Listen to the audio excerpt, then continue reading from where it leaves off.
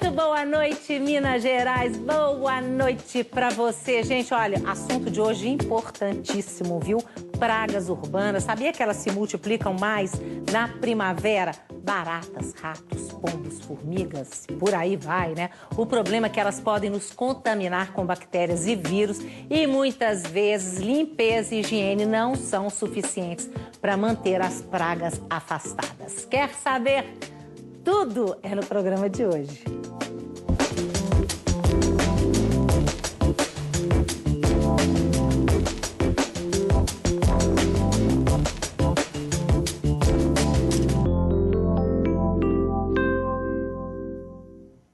Então, se você tem algo a dizer, tem dúvida, tá passando por problemas aí, já teve um monte de telespectador falando, meu bairro tá lotado de rato, e o outro falando isso, pernilongo e tudo mais. Nós vamos esclarecer no programa de hoje, tá? Então, você use os nossos canais de comunicação, por favor. O telefone é 3269-9000, internet brgerais@redeminas.mg.gov.br, no meu blog robertazampetti.com.br, desculpa, twitter.com/brgerais, facebook.com/Brasil das Gerais. Mas olha só, vamos começar a mostrar para vocês o seguinte, que muitas vezes o próprio homem é responsável pelo aumento de pragas urbanas. E cada país, né, tem a sua praga, olha só. São problemas em vários países. O Chile sofre com os pombos. Nos Estados Unidos, os inimigos são as formigas. A França luta contra os ratos. A China sofre também com o rato e ainda com os gafanhotos. Na África, os pernilongos são uma ameaça à saúde pública. Na Austrália, sapos, coelhos e camelos são considerados pragas. E no Brasil? A gente tem as baratas, né, os próprios roedores, os pombos, os escorpiões, os pernilongos, são animais que a gente pode fazer o controle das populações.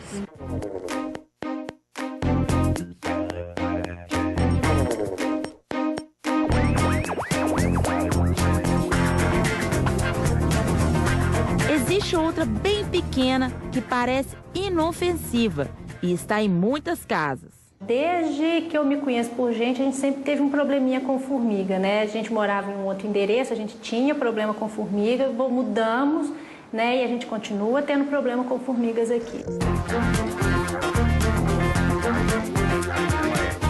As pragas incomodam, provocam nojo e repulsa, além de ameaça à saúde. Mas elas estão no meio urbano muitas vezes por culpa do homem. Os fatores que propiciam que essas populações aumentem, eles seriam o abrigo, o alimento e a água. Os centros urbanos é muito rico nas três coisas.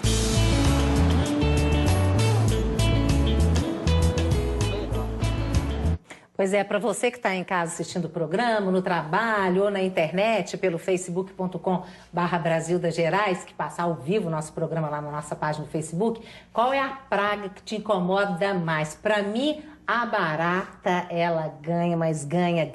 E a sua mãe é minha companheira, né? Tem pavor de barata. É mesmo? Isso, minha mãe, ela fecha a porta do quarto, põe um pano ali e chama o vizinho de madrugada para matar a barata. E o vizinho vai, porque isso é que é vizinho. O vizinho vai, Pior que vai. Esse vizinho é bacana. Dizem que vizinho é o parente mais próximo, né? Esse é, de fato, vai de madrugada, né? Agora, me conta uma coisa. Qual é, você, né, que é biólogo, qual é a função dessas pragas? Por exemplo, uma barata. Para que ela existe se ela é tão nojenta?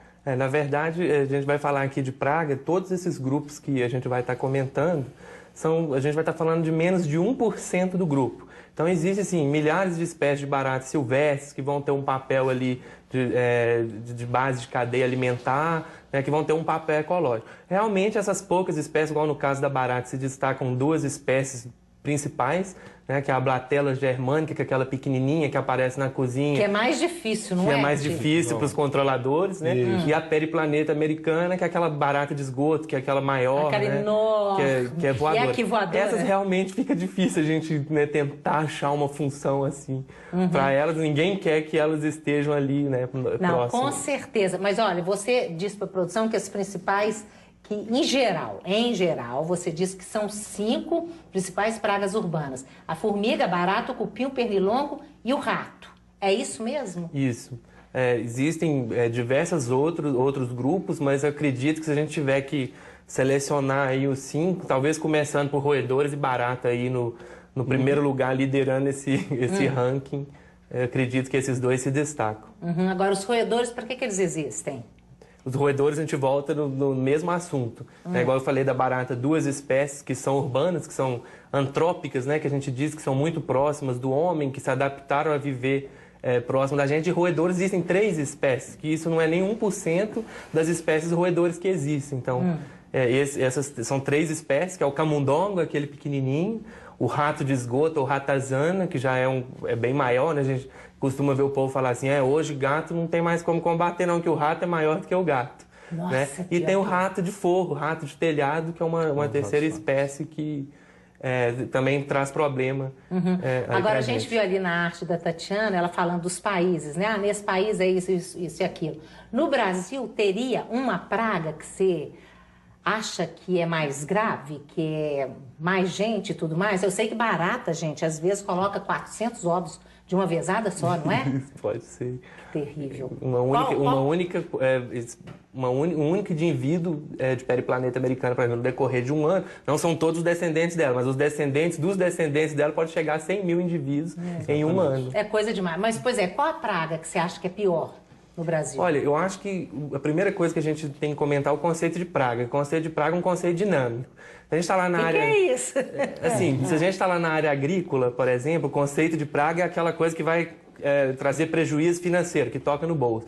Na área urbana já é mais sutil, né? A praga ela vai ter um status, por exemplo. Às vezes, para você, a barata pode ser a pior. Para mim com certeza. E para mim pode ser que eu convivo bem com ela. Não é o caso porque eu sou treinado desde pequena a matar barata antes da minha mãe ver ela dentro de casa. Né? Mas tem lugares, por exemplo, que um camundongozinho, um rato que aparecer ali no forro é um problema, e tem outros lugares que a pessoa está lá deitada, tranquila, vendo televisão, e o rato está passando ali no forro e a vida continua. E ela convive normalmente. Ela convive normalmente. Então, você eleger uma como principal, eu acho que fica uma tarefa um pouco difícil.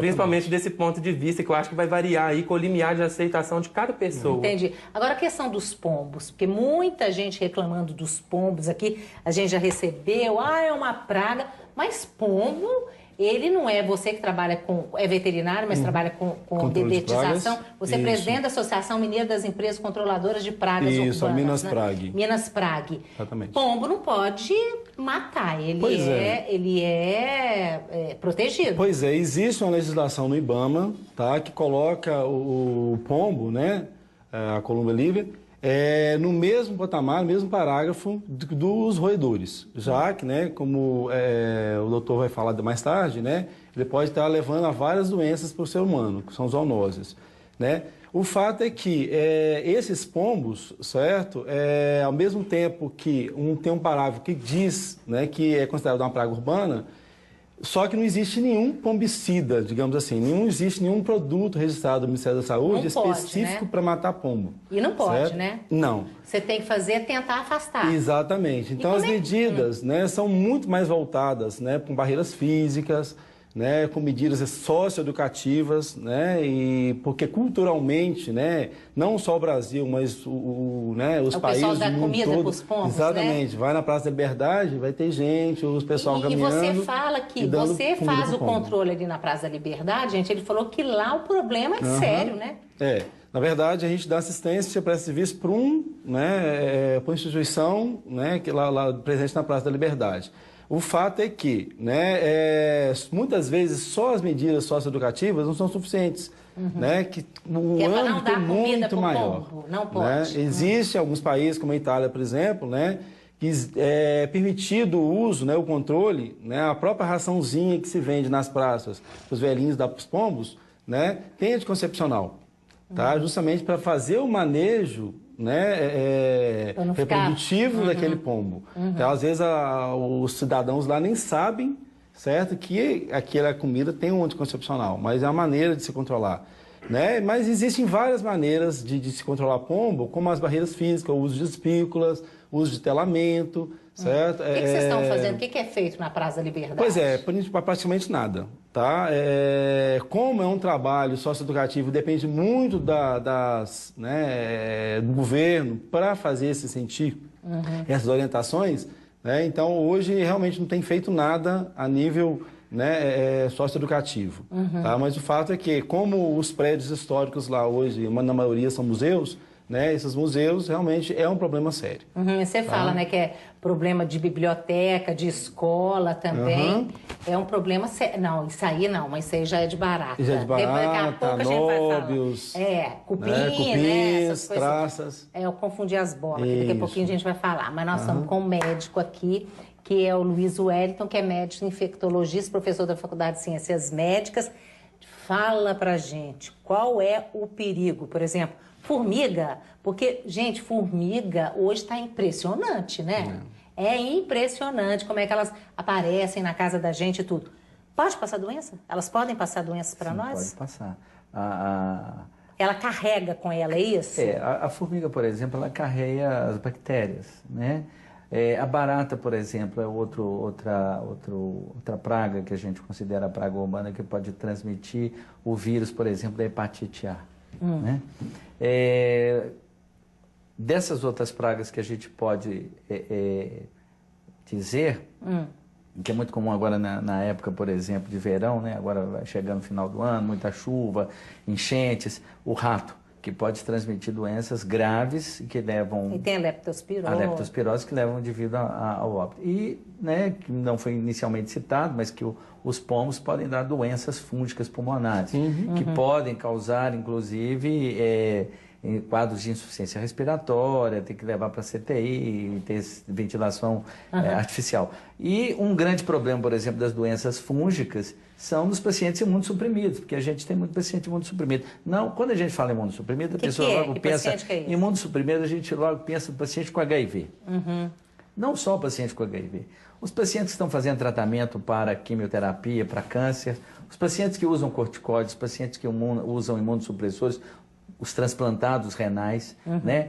Quando a gente fala em imunossuprimido, os pacientes ou pessoas que são desnutridas, pessoas que são que têm um quadro de alcoolismo, pacientes diabéticos, todos eles têm imunossupressão, eles ficam mais propensos a infecção. Pois mas como é que o pombo passa isso pra gente? A doença ela é adquirida por uma pessoa que tem uma imunossupressão através da inalação dessas substâncias, às vezes, esses fungos encontrados nas fezes do pombo. Tá, mas aí a pessoa tem contato com a fezes do pombo, é isso? Inalação. Às vezes, pequena inalação de pequenas partículas das fezes dos pombos que podem estar aí, né, e podem, às vezes, estar no ar, né, os indivíduos podem inalá-las. O que você aconselha para pombo? Porque eu, por exemplo, eu lembro quando eu era criança, todo mundo tinha pombo em casa.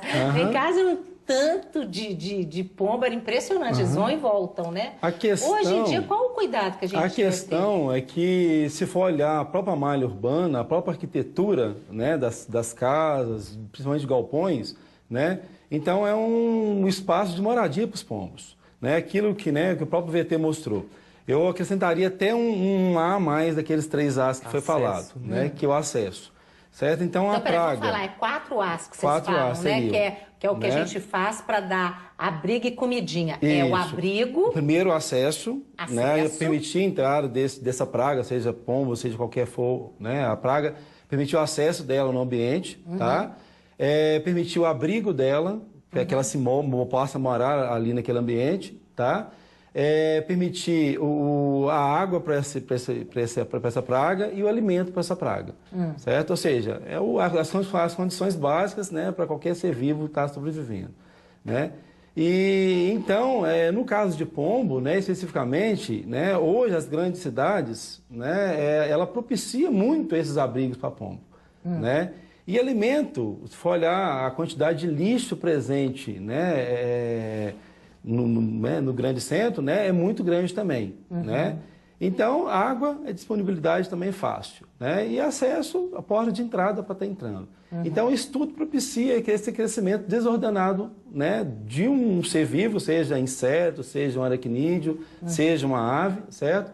Que faça com que ela se torne uma praga urbana. Pois é, mas você está falando desse negócio de entrada. Gente, como que a gente, Fabiano, como que a gente previne a formiga não entrar na casa da gente? Porque tem aquelas pequenininhas, né, que você quase não enxerga. E eles contaram, gente, olha que interessante, acho que foi você, que a formiga a gente não enxerga, mas ela tem tantos pelos quanto a barata. Se você colocar uma formiga à luz do microscópio, você vai observar uma diversidade muito grande de então, pelos no corpo dela, de cerdas. Ela pode passar doença pra gente tanto quanto a barata, ou talvez até mais, né? Imagina.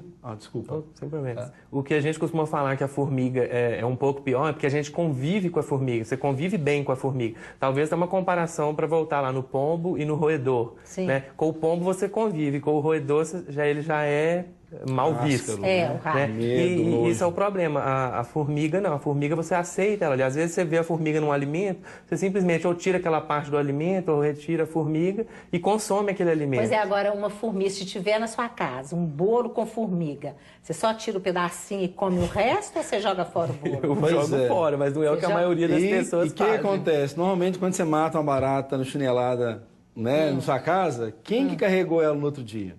Se você deixar uma barata no meio da cozinha, ela vai sumir. Certo? Então, com certeza... Ela some rapidinho. E o seguinte, as baratas e as formigas, quer dizer, formiga age durante o dia porque a gente vê na casa da gente. Eu tô cansada de ver, mas eu sou admiradora das formigas, que acho que elas são fofinhas. Pois é. Eu não tenho coragem várias de matar. formigas, se for olhar com aquilo como o Fabiano falou, né, a praga urbana, a formiga urbana é considerada às vezes uma praga, porque ela pode carregar doenças e tudo mais. Mas a maioria das espécies de formiga, numa área, né, protegida, né, numa área silvestre, são formigas benéficas. Por quê? Né? Justamente a própria aeração do solo, retirada do solo de uma parte para outra, certo? Algumas a polinização, certo? Então tem as suas utilidades, né? A deterioração de detritos, a quantidade de milhões de partículas de solo que essa formiga vai fazer a transformação, né, daquilo que era para ser decomposição é muito grande. Né? Então, tem os benefícios. Normalmente, quando a gente vai até em algumas residências, algumas empresas, né, que a gente acaba, extermina a formiga da área externa. Hoje, o objetivo não é esse. O objetivo, muitas vezes, a formiga da área externa do jardim são formigas benéficas para aquele jardim. Será? Lá em casa elas estão mordendo as folhas todas. Aí são as formigas cortadeiras. Aí, sim, como é que a gente fica livre delas? Né? Aí existe hoje vários processos, que são os iscas, né, específicas para o controle de formigas, né, em que vão ser colocadas no ambiente, né, onde elas estão fazendo aquele trânsito. Você tem que ir de noite lá olhar, né? Exatamente, né? Ou tratamento diretamente no formigueiro, certo? Onde está a colônia. A gente tem que ver onde é que é o problema, a gente descobrir onde está essa colônia. Pois é. Se não descobrir, existem essas iscas, né, que a operária vai fazer o carregamento delas, né? E mata no caso, tudo, né? Pois é, aí, né, essas iscas no formigueiro, né, existe uma série de transformações, vão ser produzido um fungo ali, esse fungo contaminado, que é o alimento das formigas, que vão matar, né, a prole toda. Eu ia falar justamente o que você perguntou, por que a formiga, por que a barata. Elas fazem parte de uma cadeia ecológica, para um equilíbrio, né, dentro de toda circunstância. Por exemplo, por que tem mais formiga ou algum tipo de formiga? Algum outro tipo de formiga parece que destrói as cortadeiras. Né? A mesma coisa acontece com os roedores, acontece com os mosquitos, acontece com os aracnídeos, o próprio escorpião, né? Que está dentro de uma cadeia. Com certeza. Agora, depois você até vai falar do escorpião, tá? Das doenças, mas eu tenho que fazer intervalo. Eu vou ler a participação aqui da Alcione, da Anunciação Caetano, que ela falou assim, faltou falar das pulgas.